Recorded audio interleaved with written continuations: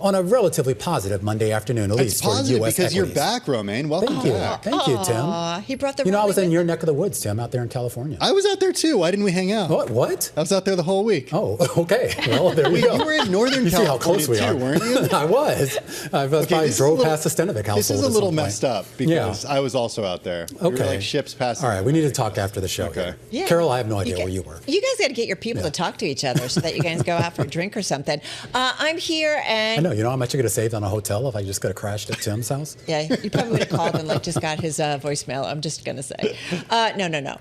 Hey, what an interesting day. Futures were higher. We saw the market open higher. We saw momentum build, and we saw some buying into the close. So a positive day. We'll see whether or not it holds into the rest of the week. Yeah, I mean, everyone's buying everything today. Bitcoin's even higher by 4%. You got Ethereum higher by 5%. XRP up 2.8%. It's not just equities. We're also seeing buying in crypto. And everyone's looking past the manufacturing data that showed manufacturing contraction, also an increase in materials costs, which points to stagflation, kind of echoing what the Fed had indicated in its latest economic projections. But it's a worry for another day, I guess. Yeah, and I'll just say it again. Looking at the Russell 2000, for example, the best day since November 6th. That ain't nothing from the day of the last election. Yeah, and there are going to be a lot of superlatives here as we get the closing bell. You were pointing out early the Mag 7 as a group having their best day since, I believe, January. Discretionary stocks, consumer discretionary stocks, best day since 2022, believe it or not. That's a big part of the reason why you're seeing the S&P up almost 100 points or about 1.8% here on the day. The Dow Jones Industrial Average up more than almost 600 points or about 1.4% here on the day, while the Nasdaq Composite is going to close out the day up about 2.3%. And the Russell 2000 getting in on the party and, more importantly, leading the party, a melon party, up 2.5%. Yeah, that's pretty significant. S&P 500, guys, most names in the S&P 500 higher today. Scarlet, 424 to the upside, 78 losing ground today. All right, let's show you the IMAP because it's pretty a pretty basic IMAP here. All green, with the exception of utilities, little changed on the day. And as Romaine mentioned, consumer discretionary really in the driver's seat, up 4% as a group led by those auto companies. Communication services also gaining about 2%. And industrials in third place, up 1.9%. It's not just auto companies, it's Deckers. Don't they make those like ugly shoes you like? The Uggs, yes, they do. Yeah. Wow, harsh shade. That's okay. He already shames me on the Birkenstocks, so this just goes with the territory. If you have bad feet, you need the Birks, all right? I think Romaine wears Birkenstocks with socks on the weekend. 100% does not. Oh, come on. All right, let's get to some of the individual gainers, guys. Tesla finishing just off its best levels of the session, but still up about 12% here in today's trade. Number one gainer in both the S&P 500 and the Nasdaq 100, and leading really gains among the Magnificent Seven, as we talked about that whole group higher in today's session. I think just a sign that the risk on trade, is back on, but we've seen Tesla up several days in a row. So some upward momentum certainly in that one continuing. FedEx also a gainer in today's session, up about 5%. Reported earnings last week. Stock dropped when it reported earnings and cut its outlook again amid economic worries. Well, the economic bellwether actually rallying today. Jefferies turned bullish, confident in the company's ability to continue to grow earnings regardless of top line trends as it executes on its cost-cutting plan. So investors liking that news and moving into that one. United Airlines up pretty much at its best levels of the session, up more than 7%, was a top gainer too in the S&P 500. United will begin charging customers more to access its airport lounges to help combat a rise in overcrowding since the pandemic.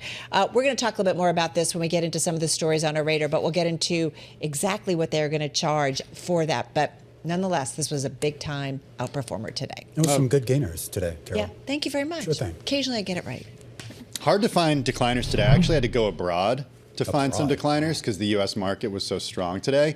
I do want to start with Supermicro Computer in the S&P 500. Shares did fall after Goldman Sachs cut their recommendation on the company to sell from neutral. As of the last close, though, the stock is up 38% so far this year, falling today by about 1%. And then Novo Nordisk, ADRs of Novo Nordisk here in the U.S. fell by 2%. It has been unseated as Europe's most valuable public company now. SAP, the German software developer, is on top. Novo lost the top spot in Europe after its shares roughly halved since reaching a record high. That was back in June of last year. The stock got another blow today after Intron health analysts downgraded their recommendation to sell from buy. And finally, to Brazil we go, where we find Embraer. ERJ US are the ADRs here, down 6% today. Wolf Research out with a note cutting its recommendation on the company to peer perform from outperform. Once again, shares down by about 6% today. Do you have any Asian stocks on there? No, not today. Okay. Maybe tomorrow. All right. Maybe next time. You covered like 3 continents. So that's I know. pretty good. People are buying It was overseas. kind of grim for decliners here, guys. You know this. All right, talk about decliners. Let's go to the bond market. It was selling pretty severe, pretty much all across the curve. Whether you look at the 2-year, 8 basis points, or the 10-year, also 8 basis points. And we have $69 billion worth of 2-year coming on tomorrow. And we have the economic data. Ira Jersey, Bloomberg Intelligence, says he thinks the takedown is going to be pretty good for the 2-year. And we get 5 and 7s later on today as well. He said you'd have to double the yield for you to lose money in the 2-year if you bought it right now. Yeah, wow. That's a lot. I'm sorry, though. Can we just go back to something that Carol was talking about? Because she was talking about United Airlines, the stock rallying on these lounges things. I mean, you might be in trouble. But here's the thing. So you're saying, so United has finally recognized what we've all known for years now, which is these things are way too crowded, these airport lounges. So now they're going to raise the standards to get in there, right? The price or the miles that you need to get in there.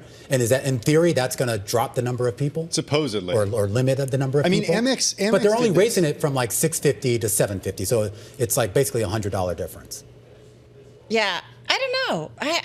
Do you use lounges, Carol Massar? You probably like to sit out. I think I've traveled with you and seen you in a lounge. Yes, actually, yeah, that is true. Holding court in the lounge. I think I've seen you doing that. Is true. Well, I think Amex maybe last year or the year before changed their policy with the platinum card because too many people were getting in. So now you have to spend, I don't know, like a lot of money, $70,000 or $80,000 a year on one of the cards in order to get guest passes. Thank God. For free. Yeah. But yeah, I mean, these things, like everything else in life, is getting more and more crowded, and there's a willingness to pay for people. So we'll see if it actually makes a difference. But I think that it could be tough to decrease the crowd. But increasing the fees from 650 to 750 is just 100 more, but it keeps some of the riffraff out, and it's the starting phase of increasing more, right? Oh my God, I can't believe I high-fived him on that. But no, the idea being that once you start raising prices, you kind of set the precedent for doing it again and again and again. At some point, it'll get to the level of folks that Romaine is comfortable with. Wow. You guys. What will that be? All I have to say is I spent a lot of money on my Amex, and my husband gets the perks because there's some weird sexist thing that it's like under his name and not mine, and it's very upsetting. So he can get to the Delta Lounge, and I can't. But I do all the work. Wow. Yeah. Harsh words. Drama in the Steel household. Yes. Wow. It's proud there. Okay. All right. Well, if anybody needs a laugh, we're going to move on to this. Great story. And I have to really credit Tim because he's like, you got to check this out. Do this as a gainer, because initially this stock was really high in the pre-market. I think up like 16%. It was up more than 2% in today's session, I think finishing the day little change. We're talking about Primo Brands, and they are home to Saratoga Spring Water. And an influencer by the name of Ashton Hall has put out a video, and I can't believe we're not going to show it because it's really. Have you seen? You guys have all seen this, right? funny. In the memes over the weekend. Wait, this is the blue water bottle, right? So, the blue glass water bottle. So can I just say I saw this while I was on vacation. I had no idea what the whole point was, but I saw it just took over everywhere. I mean, I was more focused on. Your own I was more version focused of on the it, fact right? that this guy apparently He's trying to get into the lounge. He looks way better than me on my body. So I was like, so I can drink this water and look like him. 670 million views as of this morning. Yeah. Okay, these videos. It shows sort of his routine, and the routine involves a very strategically placed bottle of Saratoga mineral water. And apparently investors, at least earlier in the session today, thought, okay, maybe this would lead to some sort of sale. A lot of memes over the weekend of people going out and buying bananas, filling up buckets of ice. I'm sorry, I just have a question. Was what he did, the original video, was that supposed to be a joke, or was he serious? That's a question for him. Because if he was serious, I have some concerns. It looked pretty serious to me. Let's just say that. Because he's like dipping his face in cold water. He's putting on a little thing on his nose. Hey, but those are for your pores. You rub the banana peel all over your face. Did you see that He's part? investing in his I face. did see that. Okay, good. I assume this guy has no wife and kids or any sort of responsibilities other than just taking care of his There was body. a woman's hand that came in at one point and put a bottle down, I think. I of did see sour that. spring, so His assistant. little piece. I'm still watching it, guys, so I'll get back to Yeah. it. Okay. I did. Oh, here's the banana. Okay, I get it now. No, don't fall for right. that banana in the tailpipe. All right, on that note, we're going to move along. All right, that's a wrap. Our We've gone off the cross-platform- rails. Remember we used to always go off the rails here on Beyond the Bell or wherever we're calling this? We used to. We yeah. used to. Nowadays. I don't know, closing I don't know. bell, You're bringing us down, whatever. Carol. Yeah, I know. All right, that's a wrap. Our cross-platform coverage of the close on radio, TV, YouTube, Bloomberg Radio's folks. Good to have Romaine back. We will see you again, same time, same place tomorrow. I know Alix is going to head out. She's going to continue watching that TikTok video. Scarlet and Romaine continue on TV.